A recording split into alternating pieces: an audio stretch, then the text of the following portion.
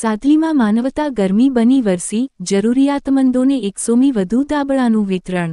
શિયાળાની ઠંડીમાં માનવતાની ઉષ્મા ફેલાવતો સરાહનીય સેવાકીય કાર્યક્રમ સાદલી ગામે યોજાયો।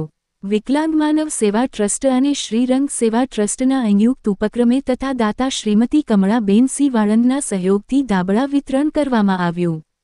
સાદલીના પંચવટી ગાર્ડનમાં આયોજિત કાર્યક્રમમાં વિકલાંગ, હેન્ડીકેપ તથા જરૂરિયાતમંદ લોકો માટે અંદાજે 100મી વધુ ધાબળા વિતરણ કરાયા।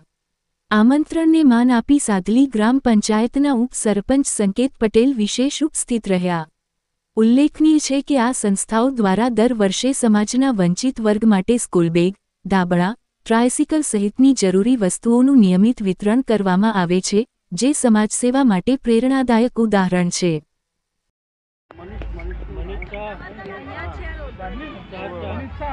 આજ રોજ સિનોડ તાલુકાના સાદલી પંચાયતના બાગ ખાતે વિકલાંગ અને દિવ્યાંગ બેવને બ્લેન્કેટ આપવામાં આવ્યા છે અને શ્રીરંગ સેવા ટ્રસ્ટ અને ભાટિયાબેન મીનાબેન ભાટિયા તરફથી આ બ્લેન્કેટ અને બધી વ્યવસ્થા કરવામાં આવી છે અને અમે આખા ગુજરાતની અંદર શ્રીરંગ સેવા ટ્રસ્ટ બધાને બ્લેન્કેટ, બાઇસિકલ, સ્કૂલ બેગ, ચોપડા બધું વિતરણ કરીએ છીએ।